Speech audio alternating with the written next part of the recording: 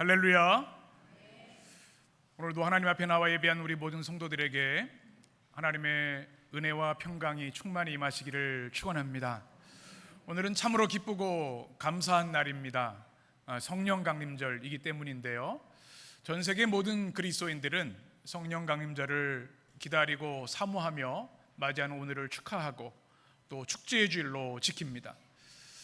여러분, 성령 강림절의 기쁨과 축복이 여러분 모든 삶에 임하게 되기를 축원합니다. 그래서 세계 그리스도인들은 성령 강림절에 인사를 합니다. 제가 미국에서 목회를 할 때 미국 성도들이 이렇게 인사를 했습니다. 한번 사진을 좀 보여주시면, 우리 비둘기 같은 성경, 불 같은 성경이 임했을 때 해피 펜티코스트라고 얘기를 합니다. 이게 50일이란 뜻이죠. 오순절, 성령 강림. 우리 교회도 글로벌한 시대에 한번 인사해 보도록 하겠습니다. 영어로 할 텐데요, 해피 성령 강림절로 섞어서 하겠습니다. 우리 서로에게 축복하겠습니다. 해피 성령 강림절. 네. 여러분, 우리 크리스천 문화도 자꾸 우리가 만들어 가야 합니다. 그리고 해피 이스터, 해피 부활절, 해피 크리스마스, 메리 크리스마스 하는데요, 성령 강림절 맞았는데 오늘 여러분 해피 성령 강림절 1인당 한 20번 이상 꼭 서로 축하하고 인사하셨으면 좋겠습니다. 왜 성령 강림절이 우리에게 기쁨이고 축제일까요? 왜냐하면 예수님께서 이 땅에 오셔서 우리의 모든 죄를 사하시기 위해 십자가에 죽으시고 사흘 만에 부활하시고 승천하셨습니다. 그리고 약속하신 것이 하나 있는데 뭐냐면, 약속하신 성령을 기다리라. 보혜사 성령을 너에게 보내줄 것이다. 바로 예수님께서 약속하신 그 약속의 성취가 오늘 성령 강림절이기 때문에 그렇습니다. 사도행전 2장에 나오는 성령 강림의 그 축복을 우리는 오늘 다시 한번 재현하게 되고 그 은혜에 감사하게 되는 줄 믿습니다. 성령 강림은 우리 그리스도인들에게 가장 큰 선물입니다. 여러분, 선물 받는 거 좋아하시죠? 어떤 선물이 가장 좋으십니까? 아마 내가 받고 싶은 선물, 좀 값비싼 선물 있을 텐데요, 하나님을 경외하고 믿는 우리들에게 가장 큰 선물은 성령이신 줄 믿습니다. 하나님의 영, 그리스도의 영이신 성령께서 이제는 물리적인 한계를 넘어서 시간과 공간을 넘어서 우리와 함께 하시고 우리를 지켜주시기 때문에 그렇습니다. 또 성령 강림절이 우리에게 축제가 되는 이유는 교회의 탄생일이기 때문에 그렇습니다. 오늘이 교회의 생일입니다. 그렇죠? 우리 성경에 나와 있는 최초의 교회, 초대교회는 사도행전 2장에 성령께서 임하심으로 인하여 시작되었습니다. 여러분, 교회가 여러분의 삶에 참 소중하시죠? 저는 어린 시절 아버님 목회하실 때 교회에서 태어나서 교회에서 자라고 지금까지 평생 교회와 함께 인생을 더불어 살아갑니다. 이것보다 더 큰 축복이 있을까? 내가 힘들고 어려울 때, 때로는 고난받고 고통스러울 때, 그 모든 순간 교회가 내 삶의 중심이었기에 하나님께서 이제까지 인도하신 것을 고백하지 않을 수 없습니다. 하나님 주신 가장 큰 선물 중에 또 하나가 뭐냐면 이 교회 공동체인 줄 믿습니다. 이것이 성령의 강림으로 시작되었다는 사실을 기억하시고 교회를 소중히 여기시고 사랑하시고 교회와 하나님 나라 가는 그날까지 동행하게 되시기를 축원합니다. 또 성령 강림절이 우리에게 축복인 것은 성령께서 우리에게 은혜를 주신다는 겁니다. 권능을 주신다는 겁니다. 베드로를 기억합니다. 주님 십자가 달리실 때 3번이나 주님을 부인했던, 배반했던 실패자였습니다. 그러나 그가 오순절 성령의 충만함을 받은 이후로 대중들 앞에 서서 설교하였고 복음을 증거할 때 3,000명이 세례받는 놀라운 구원의 역사가 일어났습니다. 베드로의 능력이 아니라 성령의 능력이고, 그의 말씀의 능력이 아니라 성령의 감동과 은혜였기 때문에 가능한 일이었습니다. 우리 인간은 참으로 연약합니다. 부족하고 넘어지고 깨어질 때가 참 많습니다. 그런데 우리가 그럼에도 불구하고 감사한 것은 우리 뒤에 성령께서 우리를 날마다 위로하시고 우리를 일으켜 주시고 치유하시고 말할 수 없는 탄식으로 우리를 위해 기도해 주시기 때문에, 우리에게는 성령의 은혜와 권능이 있기 때문에 우리는 날마다 믿음 안에 승리하게 되는 줄 믿습니다. 이 아름다운 성령의 은혜가 성령 강림절 우리에게 또다시 폭포수같이 부어지는 줄 믿습니다. 이제 시작되는 성령 강림절기 우리 하나님께서 우리 성도들 한 사람 한 사람 가정가정에 성령의 은혜와 권능을 부어주시기를 축원합니다. 오늘은 성령 강림절을 맞아서 로마서 14장의 말씀으로 성령 안에 임하는 하나님 나라라는 제목으로 함께 은혜의 말씀을 나누려고 합니다. 여러분, 하나님 나라, 천국에 대해서 잘 알고 계시죠?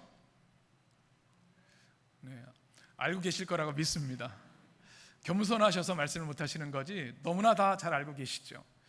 우리가 때로 신앙생활을 오래 하고 말씀을 듣고 성경을 읽어도 너무나 중요한 복음의 핵심들을 때로는 너무나 추상적으로 할 때가 많습니다. 그런데 우리가 분명히 알아야 될 것은 하나님의 나라, 천국에 대한 성경적 지식입니다. 이것이 우리 믿음의 핵심이기 때문에 그렇습니다. 때로 이런 말을 합니다. 저는 미국과 캐나다에서 목회하면서 오랜만에 한국에 와서 한 3년 전에 제주도를 정말 오랜만에 갔습니다. 신혼여행 가고서 한 30년 만에, 25년 만에 간 것 같아요. 제주도가 그렇게 좋은지 몰랐습니다. 우리나라는 제주도를 너무 많이 가시고 자주 가셔서 감동이 없으신 것 같은데 저는 시카고보다도 훨씬 좋았습니다. 가는 곳곳마다 얼마나 아름다운지 우리 같이 간 목사님들이 이게 정말 천국 같아요 이런 얘기를 했더니 저한테 최 목사님 되게 촌스럽네요 그런 얘기를 하더라고요. 더 좋은 데도 많아요 그러는데 우리가 경험할 수 있는 가장 좋은 경험을 할 때 정말 천국과 같다. 또 우리가 사랑받는 공동체 정말 많은 마음의 기쁨이 있을 때 천국에 온 것 같다 이런 표현을 합니다. 인간이 경험할 수 있는 가장 좋은 최고의 상태를 천국이라고 이야기를 합니다. 또 이렇게 얘기를 하죠. 목사님, 천국은 죽어서 가는 데 아닙니까? 이렇게 얘기를 하십니다. 여러분, 하나님 나라 천국은 무엇일까요? 물론 반은 맞고 반은 틀립니다. 성경이 말하는 천국에는 두 가지 차원이 있습니다. 첫 번째는 장차 임할 하나님의 나라입니다. 무슨 나라라고요? 장차 임할 하나님의 나라. 이것은 예수님께서 이 땅에 오신 이유이고 십자가에서 죽으신 이유이고 부활하신 이유이고 부활 성천하셔서 우리에게 성령을 보내주신 이유, 바로 우리에게 예비된 영원한 천국을 우리에게 주시기 위함이었습니다. 우리 성경 말씀 요한복음 14장에 보면 이렇게 되어 있습니다. 너희는 마음에 근심하지 말라. 하나님을 믿으니 또 나를 믿으라. 우리 2절 같이 읽습니다. 내 아버지 집에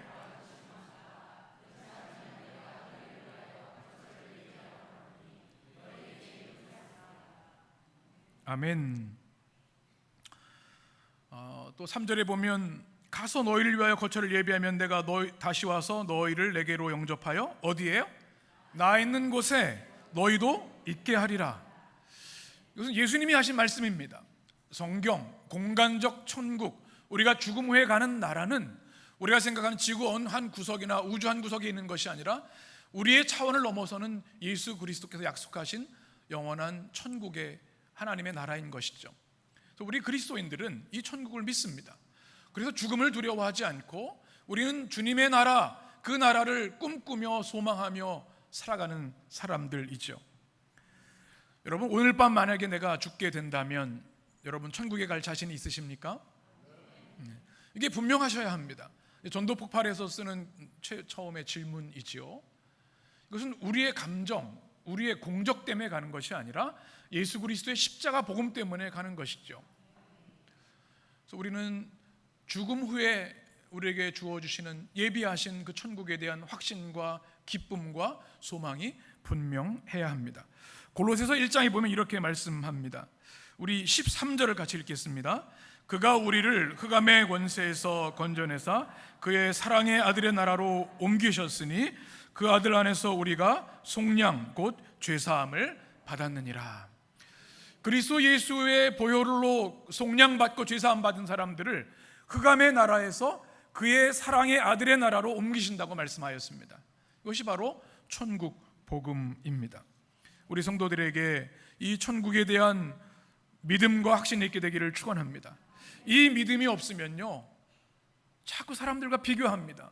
세상 사람들 부러워합니다. 그리고 세상 사람들이 누리려고 하는 세상적 즐거움, 육체의 즐거움을 따라가게 되고 이리저리 끌려다니고 헤매게 되는 것이죠. 그러나 하나님 나라 천국을 소망하고 확신하는 사람들은 흔들리지 않습니다. 천국의 기쁨과 소망이 이 땅에서 누릴 수 있는 모든 기쁨과 비교할 수 없는 최고의 축복이기 때문에 그렇습니다. 우리 해림 성도들은 이 땅에서 천국을 경험하며 또 장차 주의 나라 가는 그 날을 소망하며 믿음 안에 승리하게 되시기를 축원합니다. 그런데 성경에는 또 하나의 천국의 차원이 있습니다. 그것은 뭔가 하면 현재에 누리는 천국입니다. 현재 임하는 천국. 누가복음 17장에 보면 주님께서 이렇게 말씀하십니다. 바리새인들이 하나님의 나라가 어느 때 임합니까? 묻거늘 예수께서 대답하여 이르시되 하나님의 나라는 볼 수 있게 임하는 것이 아니요. 우리 21절 함께 또 여기 있다 저기 있다고 못하리니 하나님의 나라는 너희 안에 있느니라. 아멘. 하나님의 나라라는 성경의 단어는 바실레이아입니다. 그것은 영어로 Kingdom of God, 하나님이 통치하시는 나라, Reign of God, 하나님의 통치라는 뜻을 가지고 있습니다. 그래서 이것은 죽음 후에 가는 나라일 뿐만 아니라 하나님을 왕으로 모시는 사람들, 우리가 오늘 예배에 찬양했죠. 예수 우리 왕이여, 예수님을 우리의 왕으로 섬기는 그 주님의 통치를 받는 그곳에 무엇이 임한다고요? 너희 가운데 하나님 나라가 있다, 주님이 말씀하신 겁니다. 우리 죽어서도 천국에 가지만 이 땅에서도 예수 믿는 사람들은 천국을 누리며 살아가야 되는 것이죠. 그래서 우리가 믿음의 한 사람, 하나님 나라가 임한 겁니다. 믿음의 가정이 모여서 가정 예배를 드리면 거기가 천국이 임하는 겁니다. 주일날 대예배로 성도들이 하나님의 나라를 품고 사는 사람들이 만나면 이만큼 주님의 나라가 확장된 것이죠. 그래서 우리는 하나님 나라를 날마다 누리며 살아가는 것입니다. 그래서 우리가 하나님 나라를 이야기할 때 두 가지 중요한 개념을 말합니다. 한번 자막을 한번 보여주시겠습니까? 첫 번째는 이미 임한 하나님의 나라, 영어로는 already, not yet 이렇게 신학에서 얘기를 합니다. 예수님이 이 땅에 오셔서 하나님 나라를 시작하셨고 십자가 복음을 통해 우리에게 그 나라를 주셔서 이미 우리 가운데 하나님 나라가 임한 줄 믿습니다.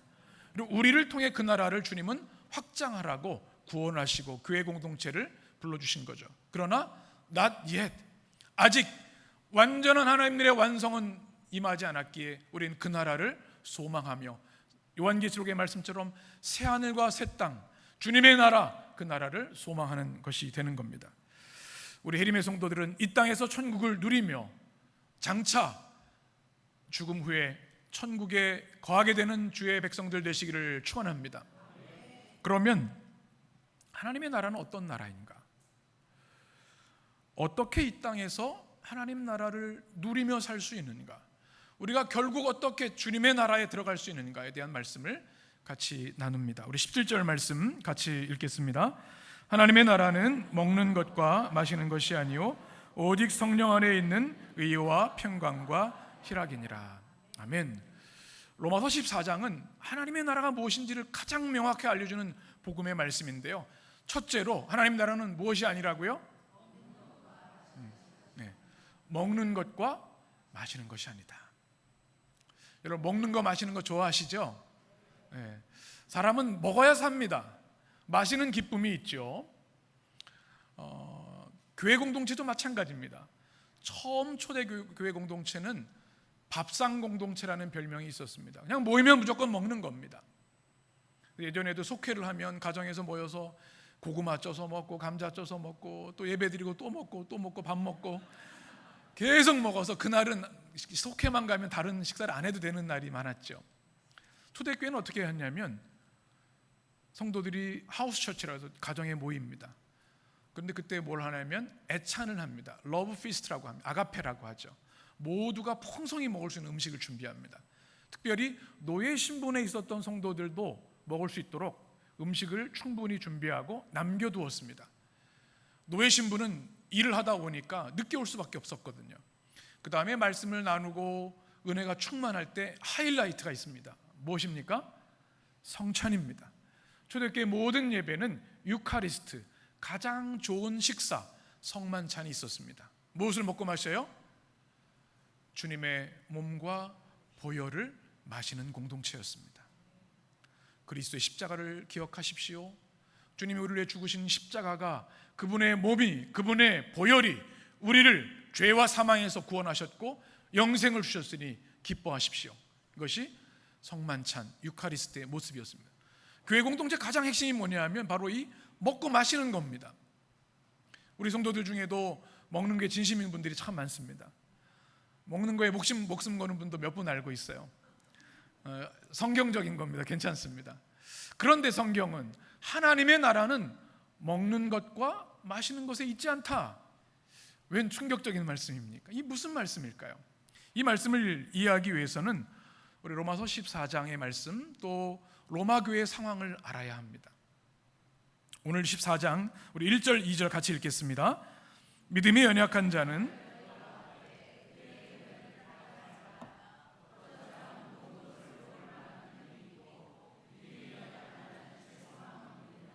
아멘. 참 재미있는 말씀이죠. 1절에 보면 믿음이 연약한 자는를 너희가 받되 그 의견을 어떻게 하지 말라? 비판하지 말라. 2절에 보면 어떤 사람은 모든 것을 먹을 만한 믿음이 있고 믿음이 연약한 자는 무엇을 먹어요? 이 사람들이 뭐 채식주의자여서 그런 게, 베지테리언이라서 그런 게 아니에요. 여기는 배경이 있습니다. 이 로마 교회에 양대 대립 그룹이 있었습니다. 하나는 소위 말하는 강한 자가 있었고 또 하나는 약한 자가 있었습니다.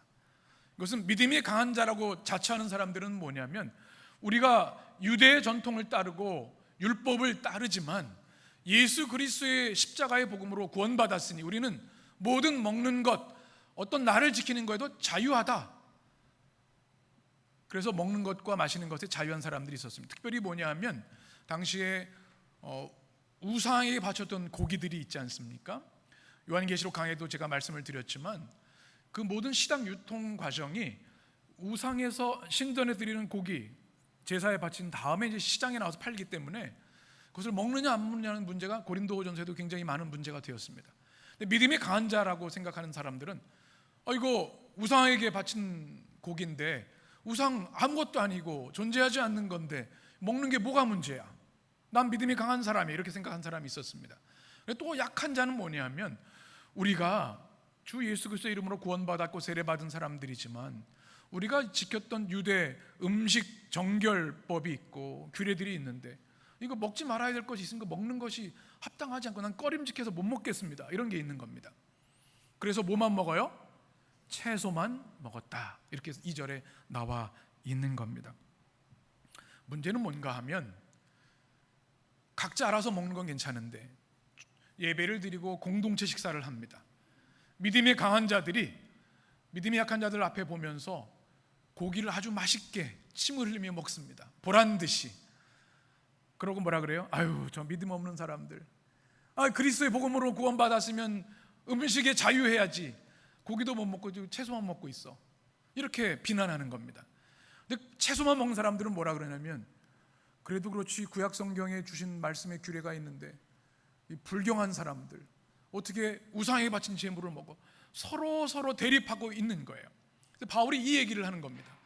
그래서 하나님의 나라는 먹는 것과 마시는 것에 있지 않다는 배경이 바로 이 말씀인 겁니다. 믿음이 강한 자들은 고기를 먹지 못하는 사람들을 업신 여겼습니다.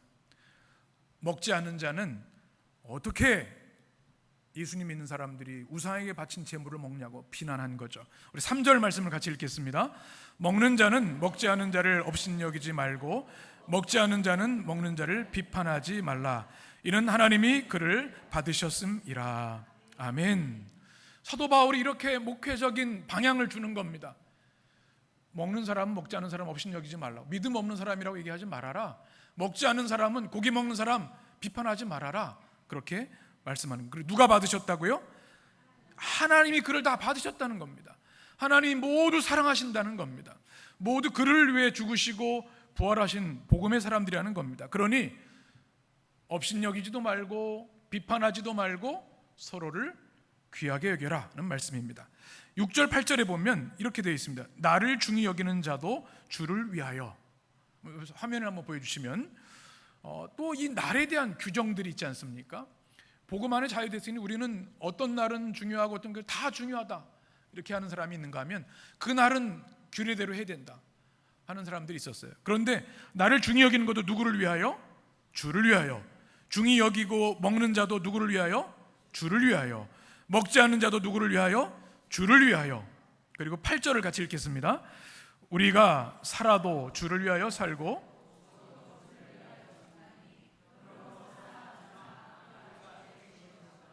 아멘. 무슨 말씀인지 알겠죠?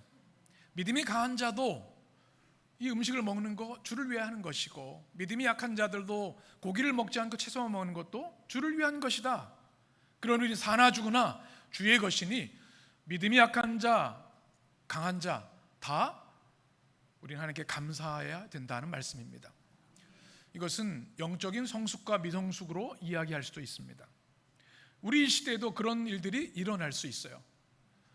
믿음 생활 오래 한 것, 직분이 있는 것, 신학적인 지식이 많은 것으로 나는 이렇게 하니까 당신 왜 이렇게 못해? 그래서는 안 된다는 겁니다. 또 믿음이 약하고 이제 막 초신자가 돼서 그러는데 우리 직분자들이 시험에 드는 일들을 해. 그러다가 그걸 비판해서는 안 된다는 겁니다.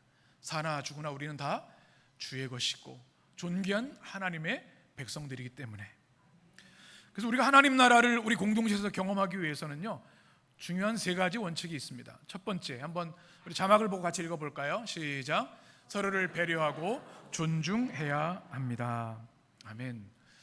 고기 먹는 사람은 어떻게 해야 돼요? 먹지 못하는 사람, 아유 믿음이 없어, 복음의 확신이 없어, 이럴 것이 아니라 아직 그런 믿음이 없으니 내가 고기 먹는 것이 시험이 될 수 있겠구나. 나는 그리스도 안에 자유하지만 자유를 절제할 수 있는 믿음이 있어야 돼. 이게 성숙한 신앙이라는 겁니다. 믿음이 약한 자도 어떻게 고기를 먹을 수 있어? 그러지 않고 내가 아직 모르는 부분이 있고 배워야 할 부분이 있으니 다 이유가 있겠지. 그리고 배려하고 존중해야 된다는 겁니다. 두 번째 원칙입니다. 우리 같이 읽겠습니다. 비판하지 말아야 합니다. 13절 말씀 같이 읽습니다. 그런즉 우리가 다시는 서로 비판하지 말고 도리어 부딪힐 것이나 거칠 것을 형제 앞에 두지 아니하도록 주의하라. 아멘. 그래서 중요한 것이 있습니다. 내가 틀릴 수 있다고 하는 이 명확한 진리를 우리가 가지고 판단을 유보하는 겁니다.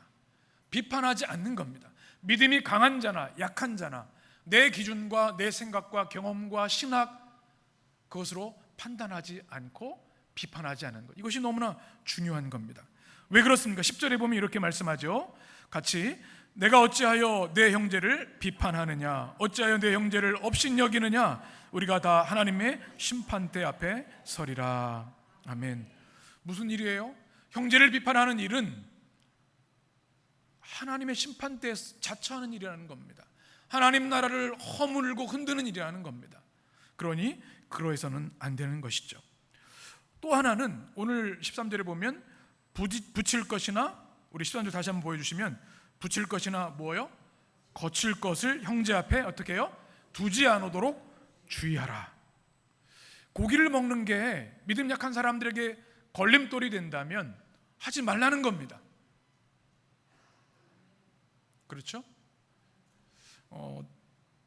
팀 켈러 목사님, 뉴욕의 리디머 교회에 목회하셨던 목사님, 몇 년 전에 암으로 소천하셨는데요, 우리 많은 목회자들이 참 좋은 목회 멘토로 생각하는 목사님입니다. 뉴욕 도시에 정말 많은 어려운 이들을 위해 목회한 참 좋은 도시 목회의 모델이 되는 그런 교회의 목사님인데요, 이분 목회 중에 이런 책에 이런 내용이 나와 있습니다. 어느 날 한 가정에 청소년 딸이 어느 순간 교회를 안 나가고 상처를 입어서 어려움을 당하고 있다는 얘기를 들은 겁니다. 그래서 상담을 해봤더니 이런 일이 있었습니다. 예전에 다니는 교회가 굉장히 보수적인 교회였는데 거기서는 가르치는 가르침 중에 하나가 화장하는 건 죄다, 이렇게 가르쳤다는 겁니다. 여러분, 죄입니까 아닙니까? 이거 뭐 얘기할 필요도 없는 거죠. 요즘은 초등학생들도 화장을 우리나라는 한다 그래요. 그런데 그게 어디서 나온 성경적 근거인지 모르는데 화장하면 안 된다는 거예요. 그래서 교회 다니는데 화장을 못하니까 다른 교회 다니는 친구들은 화장을 하는 거예요. 나도 화장하고 교회 갔더니 교회 사람들이 너 화장해서 죄인이라고 얘기했다는 겁니다. 그 걸림돌이 돼가지고 상처받아서 교회를 한참 동안 못 돌아갔다가 나중에 한참 걸려서 다시 교회에 돌아오게 됐다는 이야기를 들었습니다. 안타까운 일이죠. 또 그리고 우리가 잘 알고 있는 그 설교의 황태자라는 별명을 가진 찰스 스펄전 목사님이 있습니다. 우리 사진을 한번 보여주시겠습니까? 설교의 황태자, 우리가 크리스토스미라고 하는 설교의 황금입이라는 분에 이어서 우리 영국의 침례교 목사님입니다.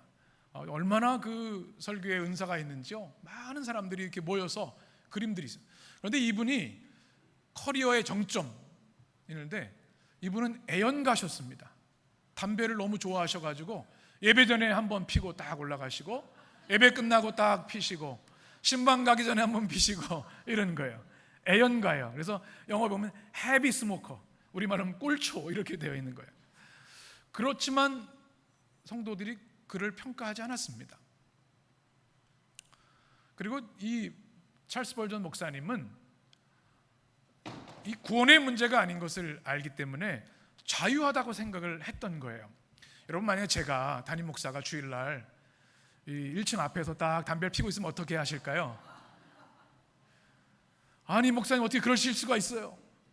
아마 우리 성도님들의 사랑이 많으셔서 목사님 많이 힘드신가 보다, 고기 사드려야겠다, 그러실 줄 믿습니다. 감사합니다. 그런데 이 목사님이 담배를 끊는 사건이 있었습니다. 어느 날 길을 가다가 상점에 보니까 이런 문구가 있는 겁니다. 제가 화면을 준비했는데 한번 보여주시겠어요? 이렇게 되어 있습니다. We sell the cigarette that Charles Spurgeon smokes. 찰스 스펄전 목사님이 피우시는 담배를 판매합니다. 된 거예요. 한국 유통에 우리 해린교회 담임 목사님 피는 시가를 팝니다, 이렇게 써 있는 거예요. 근데 이 찰스 스펄전 목사님이 그걸 보고서 충격을 받은 거예요. 누군가는 나는 복음 안에 자유한다고 하지만 이로 인해 시험을 당할 수 있겠구나, 믿음의 장애물이 될 수 있겠구나 생각해서 그 순간 바로 금연하셨다는 이야기를 읽어보았습니다. 여러분, 술, 담배 하는 것, 그것이 구원과는 관계없는 일입니다. 술, 담배 하는 분 교회 와도 됩니까? 당연히 됩니다. 대환영입니다. 그러나 우리가 예수님을 알고 성령의 은혜를 받으면 피고 싶어도 피울 마음이 안 생겨요. 술을 마시고 싶어도 몸이 안 받아요. 성령이 기뻐하신 일을 하기를 원하는 사람으로 바뀌기 때문에 그런 거죠.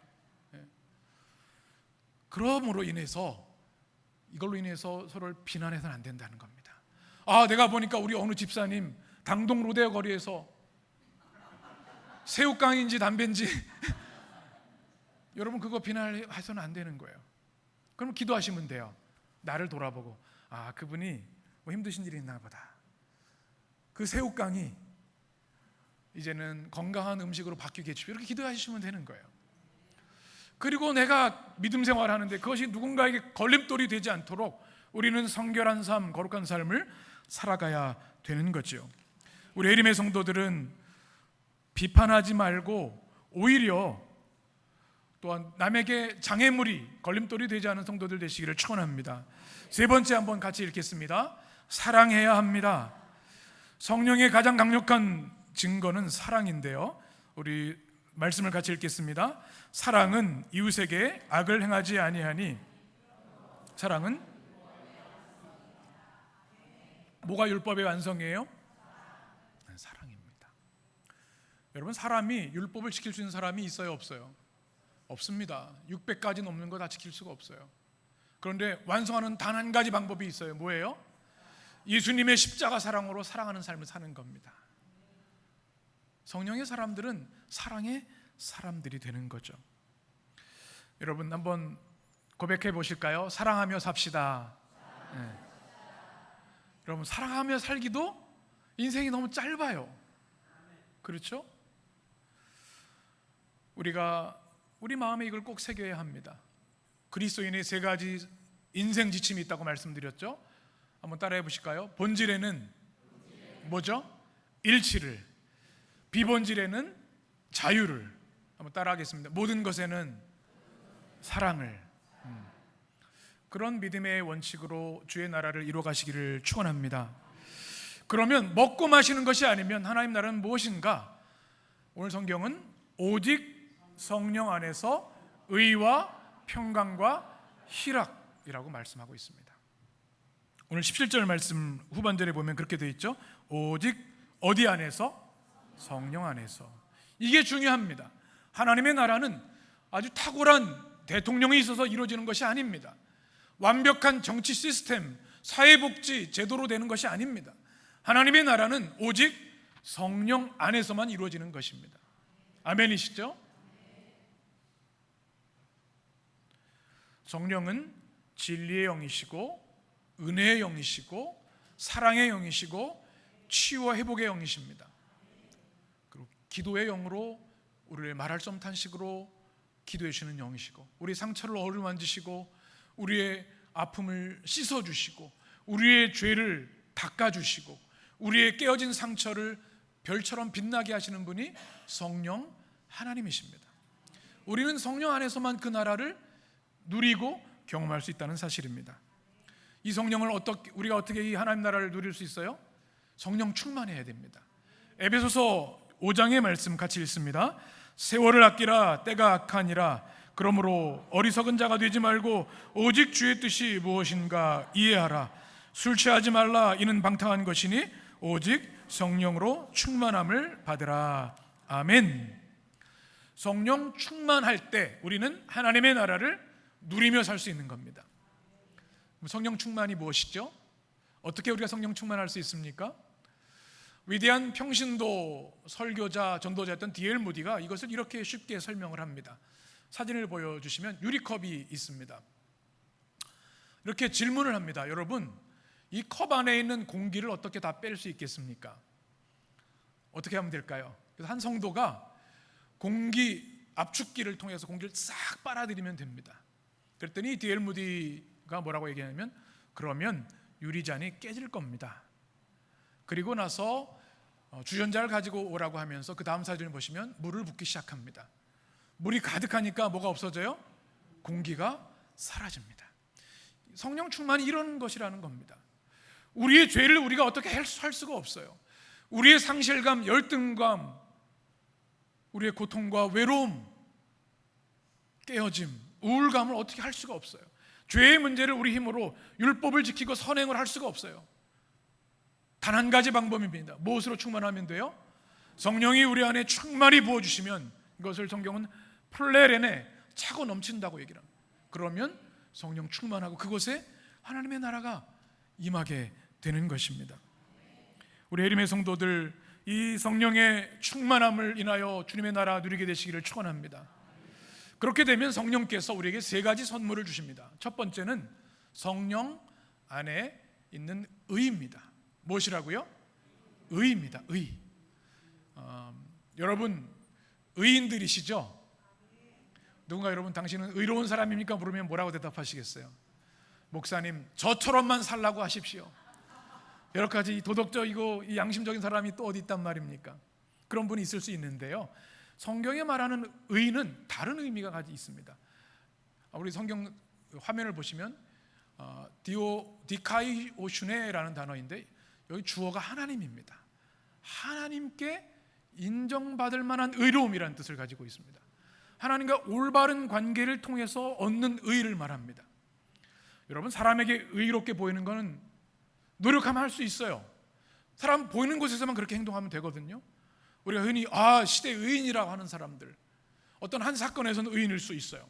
그런데 완전하신 하나님 보시기에 의롭다 인정받는 거 사람이 가능할까요? 방법이 없습니다. 로마서 3장에 보면 10절에 이렇게 말씀합니다. 의인은 없나니 어떻게 해요? 하나도 없다. 19절에 보면 율법 아래 있는 자들은 다 하나님의 심판대에 있다. 인간은 희망이 없습니다. 의인이 없기 때문에. 그런데 3장 21절을 보면 이렇게 되어 있습니다. 이제는 율법 외에 뭐가 나타났어요? 하나님의 한 의가 나타났다. 누굽니까? 예수 그리스도입니다. 22절에 보면 곧 예수 그리스도를 어떻게 함으로?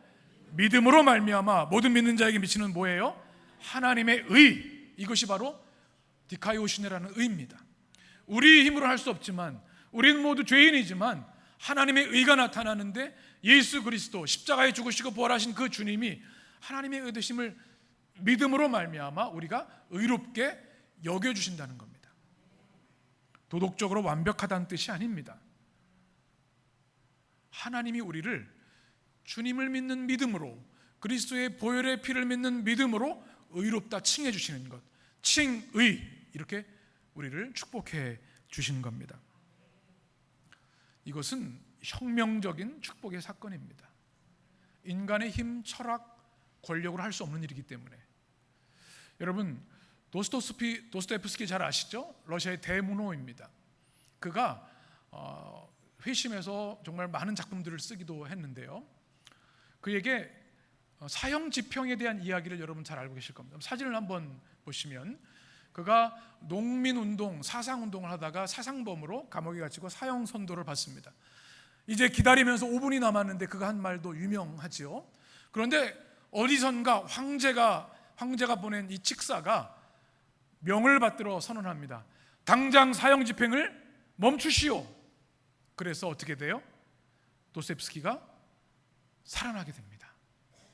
이건 그의 인생의 굉장히 중요한 체험이고 경험이고, 그의 작품에 많은 구원과 죄와 의에 대한 작품들이 녹아져 있습니다. 이것이 뭡니까? 의의 개념입니다. 우린 다 죄로 인해 죽어야 되는데 그리스도의 보혈의 은혜로 십자가로 의롭다고 인정해 주셔서 죄와 죽음으로부터 우리를 구원해 주신 사건인 것이죠. 십자가 중에 제가 좋아하는 십자가가 있습니다. 이것이 한번 보시면요, 미국 기독교 백화점에서 많이 파는 것 중에 하나인데, 한번 보여주시겠습니까? Paid in full이라고 하는 십자가가 있습니다. 이건 뭐냐면 주님이 다 지불하셨다, 지불 완료란 뜻입니다.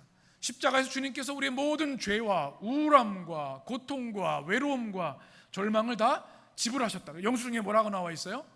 죄도 다 주님이 지불하셨고, 수치심도 또 후회도 여러 가지 모든 인간의 것들을 주님께서 십자가에서 어떻게 해요?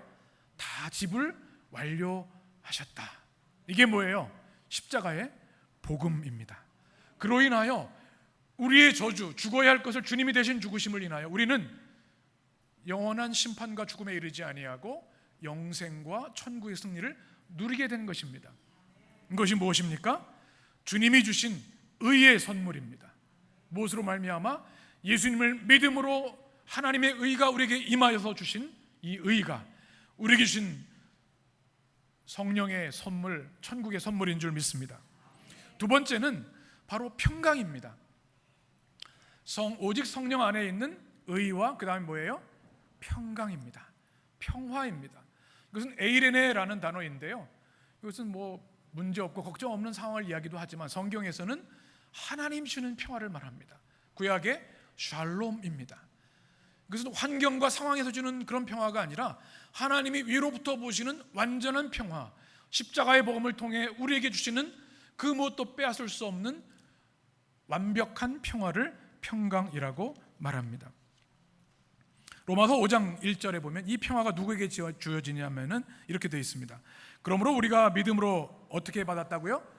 의롭다함을, 우리가 의에 대해 말씀 나눴죠? 그렇게 되니까 우리 주 예수 그리스도를 말미암아 하나님과 무엇을 누리자?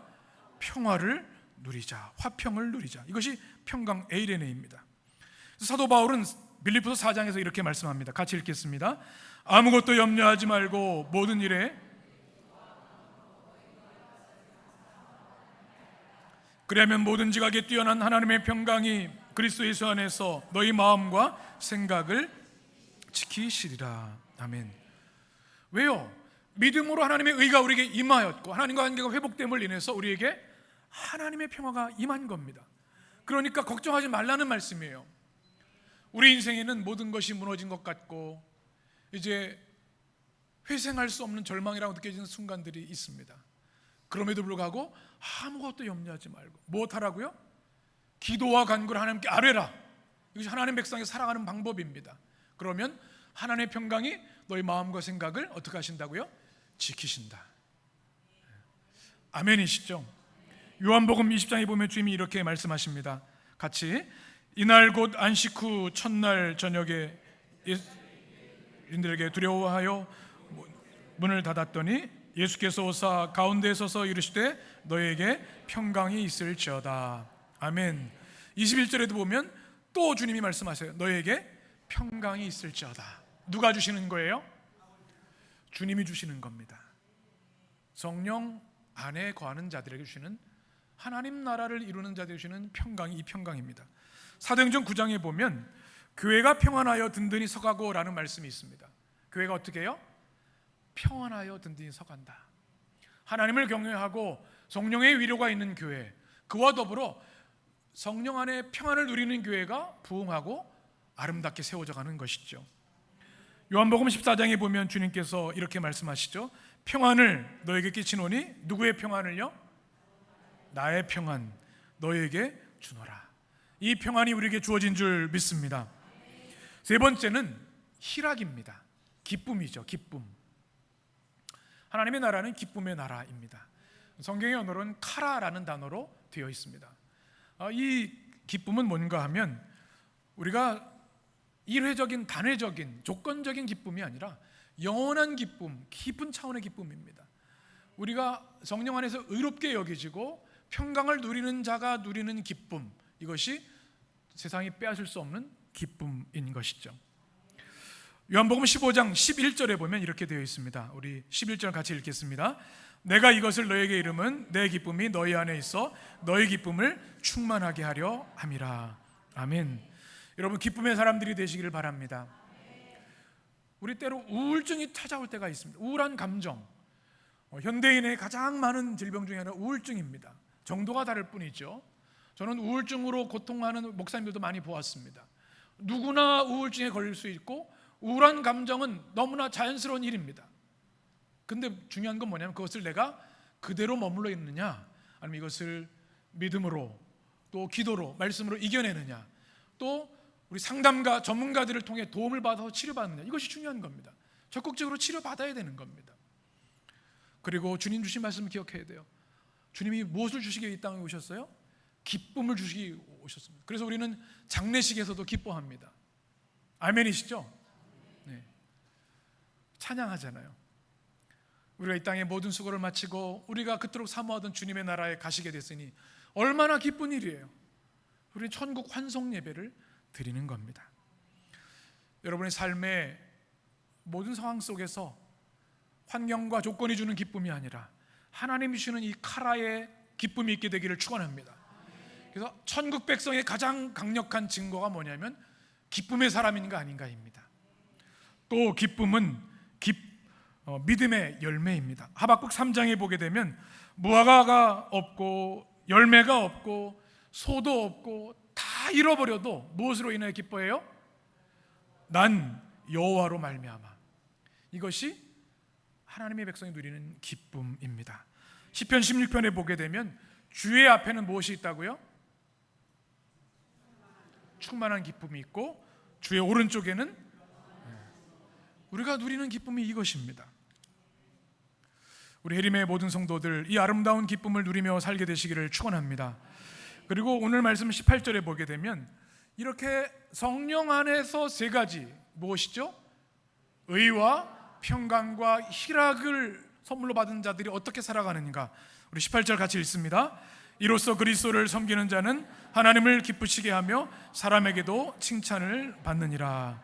아멘. 하나님 나라를 누리고 살아간 사람들은 그리스도를 섬기는 자가 됩니다. 사람을 섬기지 않고요, 물질을 섬기지 않고 쾌락과 개인의 성공을 섬기지 않습니다. 누구요? 오직 우리 주 예수 그리스도를 섬기는 자가 됩니다. 그리고 무엇이 돼요? 하나님을 기쁘시게 하는 사람이 되고 또 사람에게 무엇을 받는다고요? 칭찬받습니다. 성령의 사람들의 특징입니다. 이 모습이 우리 성도들의 모습이 되기를 간절히 축원합니다. 성경에 보면 성령을 인하여 이루어진 하나님의 나라에 대한 말씀들이 가득 차 있습니다. 여러분, 에스겔의 마른 골짜기 환상을 기억하십니까? 해골들이 질비한 해골산입니다. 희망이 없어요. 그런데 로아흐, 하나님의 숨, 성령이 그곳에 임하게 되니까 그리스도의 강력한 군사로 변화되는 역사가 있었습니다. 우리는 연약합니다. 그러나 성령이 임한 곳에 강력한 군인들이 세워지는 줄 믿습니다. 에스겔의 성전 문지방에서 흘러나오는 물이 있습니다. 그 성령이죠. 발목, 무릎, 허리까지 성령이 임하는 곳에 어떤 역사가 일어나요? 죽은 것이 살아나는 역사가 일어납니다.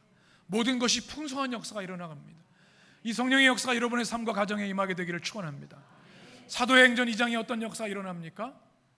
천국의 역사가 일어납니다. 모든 것을 통용하고 사랑하고 기도하고 섬기고 봉사하는 사람, 하나님께 영광 돌리고 많은 다른 사람들에게 칭찬받아서 교회가 부흥하는 역사가 일어나는 것이죠. 우리 해림의 성도들, 이 성령 강림절에 이 은혜가 우리 가운데 일어나게 되기를 간절히 축원합니다. 오늘 주신 로마서의 말씀을 인하여서 하나님의 나라는 먹는 것과 마시는 것에 있지 아니하고 오직 성령 안에서 의와 평강과 희락이 있음을 깨닫게 하셨으니 이 땅에서 주님 나라를 누리고 확장하게 하여 주시고 장차 주님 부르실 때 그 영광스러운 천국에 들어가는 믿음의 승리자 되게 하여 주옵소서. 여러분의 기도와 응답이 되시기를 축원합니다. 기도하겠습니다.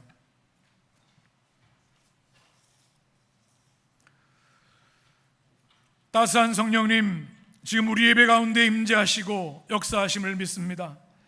예배하는 모든 성도들의 머리 위에 성령의 은혜와 기름을 부어 주옵소서. 상한 마음을 치유하여 주옵소서. 육신의 질병을 고쳐 주시옵소서. 근심 걱정을 몰아내 주시옵소서. 오늘 주신 말씀처럼 성령 충만한 주의 백성이 되어서 예수님만을 우리의 왕으로 고백하며 하나님의 통치를 이루어가는 우리 믿음의 성도들, 믿음의 가정들 되게 하여 주옵소서. 그리하여 성령의 사람들에게 주시는 의와 평강과 기쁨이 충만하여 성령의 기쁨과 능력을 누리며 증거하며 하나님 나라를 확장하는 우리 주님의 백성들 되도록 만배의 복을 내려 주옵소서. 예수님의 이름으로 기도합니다. 아멘.